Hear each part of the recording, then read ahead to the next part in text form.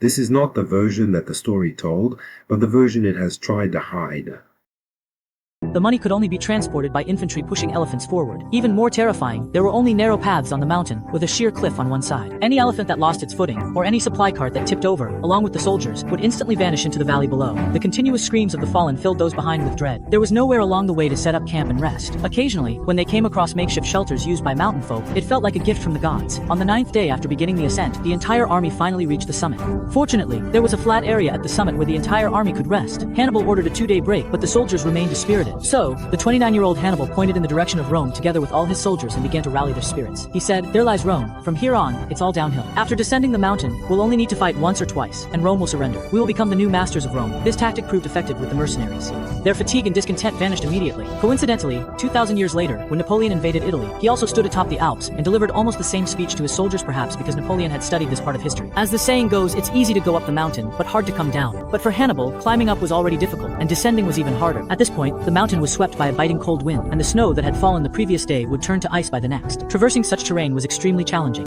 It wasn't just a test for the Elephant 7 for people, it was a severe ordeal. In order to wait for the soldiers to break open the frozen paths, the entire army often had to stop and wait. On top of that, they frequently encountered avalanches along the way, forcing them to wait again while soldiers cleared the road. It was common for the army to make no progress at all for an entire day. Some sections of the path were passable for people, but not for elephants or supply wagons. At those times, they had to chisel away at the cliffs to widen the road. Unable to withstand the cold and exhaustion, some would collapse to the ground.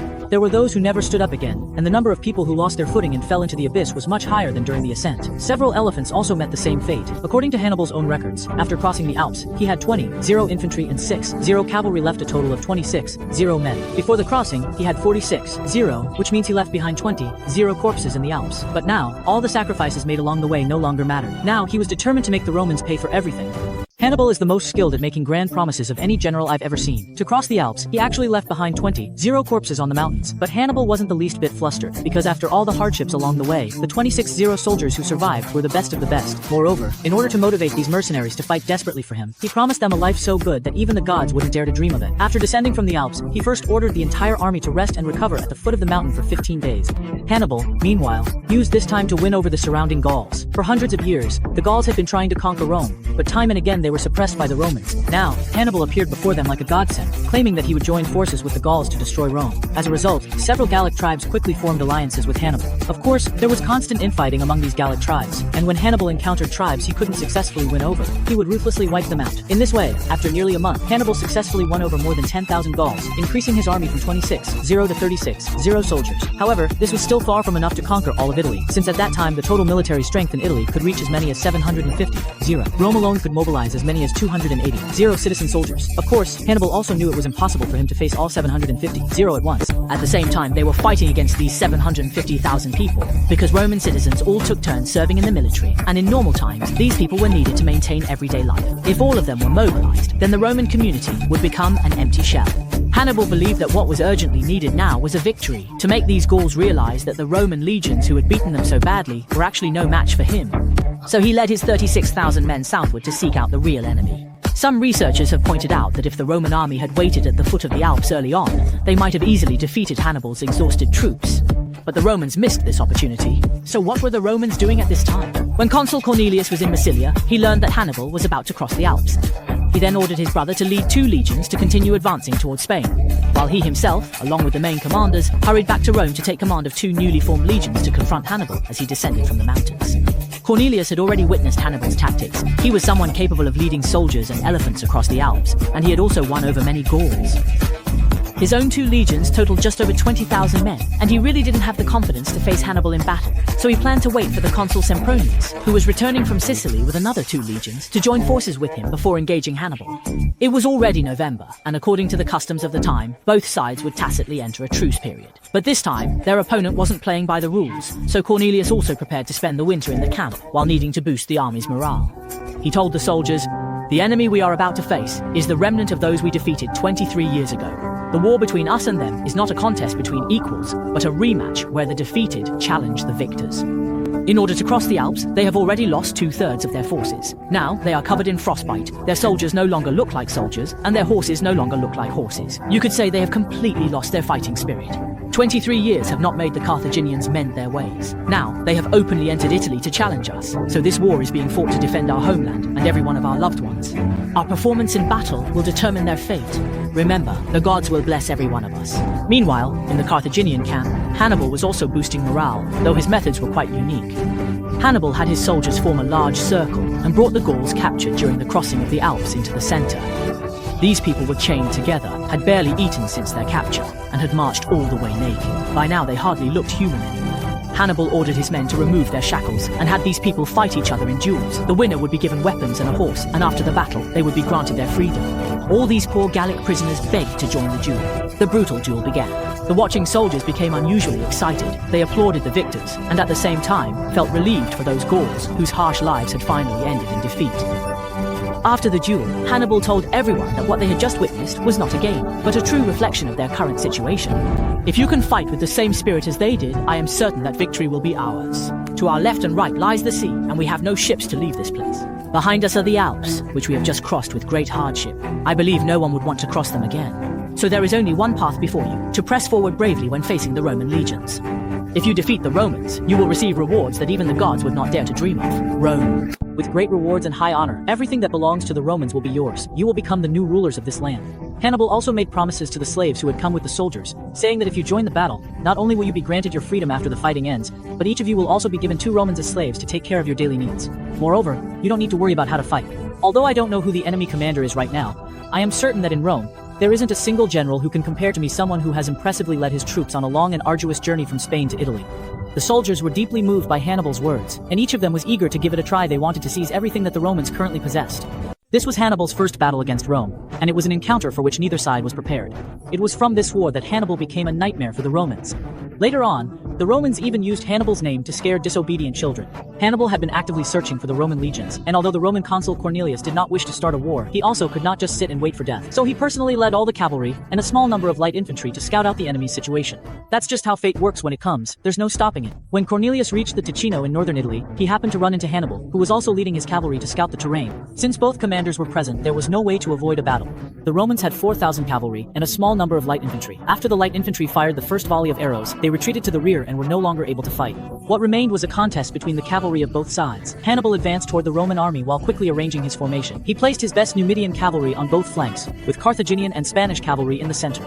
The Romans, on the other hand, put the surrendered Gallic cavalry at the front as cannon fodder, with their main cavalry force composed of Romans and allied troops positioned behind them. At the start of the battle, both sides were evenly matched, but the Numidian cavalry on Hannibal's flanks launched a fierce assault, quickly breaking through the Gallic cavalry vanguard. The Gallic cavalry fell one after another, and the Numidians pressed straight toward the main Roman cavalry force, which was the most formidable in combat. As it turned out, the main Roman cavalry was even less effective than the Gallic cavalry. Fearing encirclement, they fell into chaos, leaving even the consul without protection. Cornelius was completely surrounded by the enemy, but fortunately, a 17-year-old fighting in his first battle risked everything to rescue the severely wounded Cornelius from the enemy encirclement. The Roman cavalry abandoned the light infantry and began to flee. After crossing the bridge they had come by, in order to prevent the enemy from pursuing them, they started dismantling the bridge before the light infantry could cross. As a result, most of those light infantrymen ended up as prisoners. Because Consul Cornelius managed to escape, Hannibal felt deeply regretful.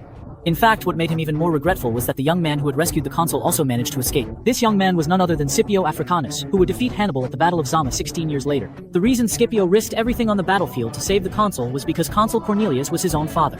Scipio Africanus shared the same name as his father Publius Cornelius Scipio.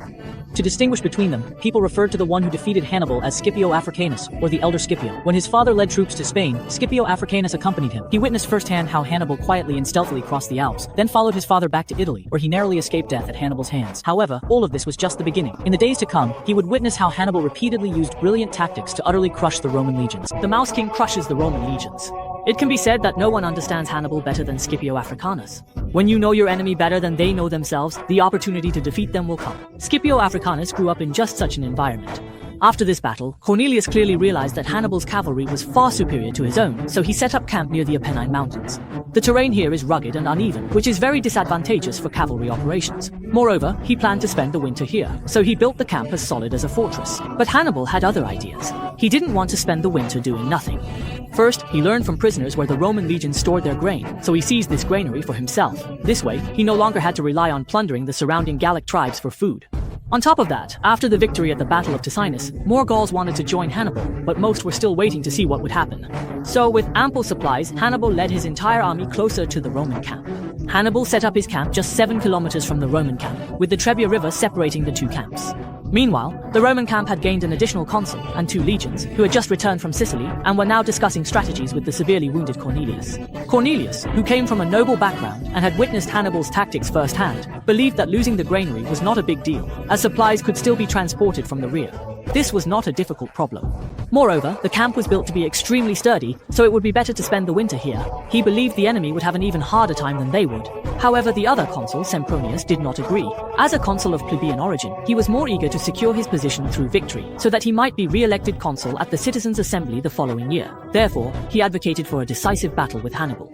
When both consuls were on the same front, they would take turns serving as the overall commander. However, since Cornelius was seriously wounded, the sole command fell to Sempronius. Hannibal placed great importance on gathering intelligence. He had already learned everything about the Roman camp, including Sempronius's brash personality. So, in broad daylight, he led his army to the banks of the Trebia River and brazenly provoked the Roman camp on the opposite side. And this tactic worked extremely well on Sempronius.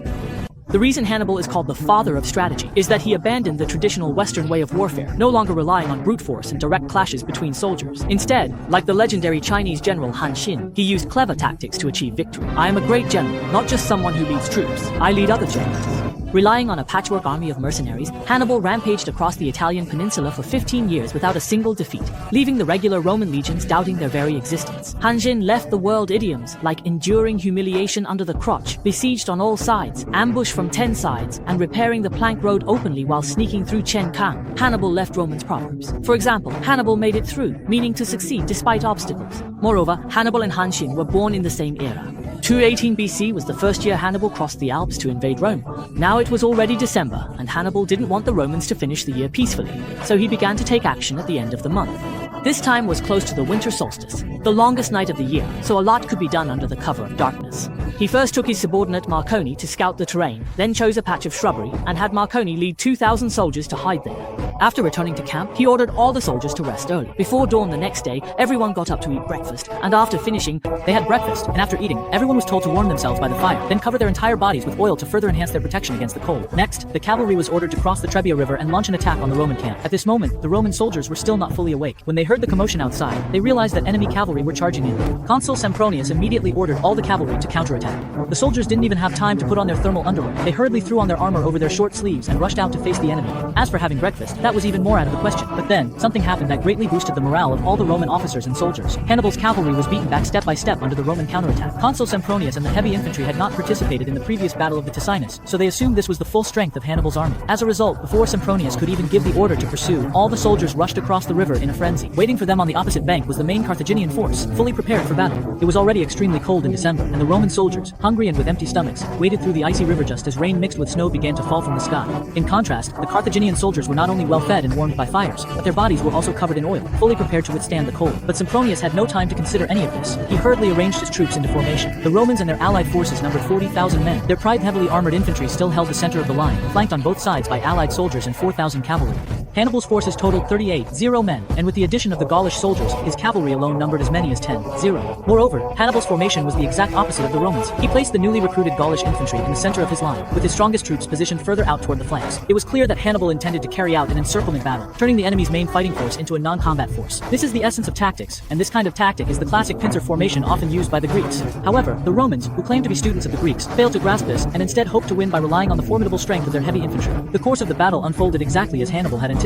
The only thing that surprised him was that the elephants he had painstakingly brought along turned out to be quite useless. Although they had crossed the Alps, in the end, they could not withstand the cold of northern Italy. After being wounded by the arrows of the Roman light infantry, the elephants became agitated and rampaged in all directions. Not only did they fail to disrupt the enemy's formation, but they also threw their own riders to the ground. As expected, the Roman heavy infantry was truly formidable. Even though they were hungry and soaked to the bone, their offensive power remained astonishing, and they quickly broke through the Carthaginian center. However, as time went on, the cold and hunger began to sap the strength of the Roman infantry, who had previously held the upper hand. At the same time, the Carthaginian cavalry on both flanks had already driven off the Roman cavalry and started to circle back to encircle the Roman infantry. Then, Marcus, who had been hiding in the bushes, also led 2,000 soldiers to join the encirclement. Because the Roman heavy infantry was so fierce, the encirclement was not perfect, but 40,000 Roman troops were still surrounded. As the encirclement gradually tightened, the Roman soldiers swung their swords, but the space in which they could fight kept shrinking. The Carthaginian soldiers started from the outside, cutting down the Roman soldiers one after another. The battlefield no longer looked like a battlefield. It was more like a one-sided massacre by the Carthaginian soldiers. At this point, if the Roman army wanted to avoid total annihilation, their only option was to break out through the Carthaginians' weakest center. At Sempronius' command, the Roman soldiers began their breakout, but in the end, only 10,000 managed to escape. 20,000 Roman soldiers fell to the sword, and many more became Hannibal's prisoners. On the Roman side, including the consul, only 10,000 broke out, and together with those who had stayed behind in the camp earlier, the total number of survivors was just 15,000. 4 legions. Subscribe to Animystika not to miss anything. Like and share, and join me right away for a new trip in history.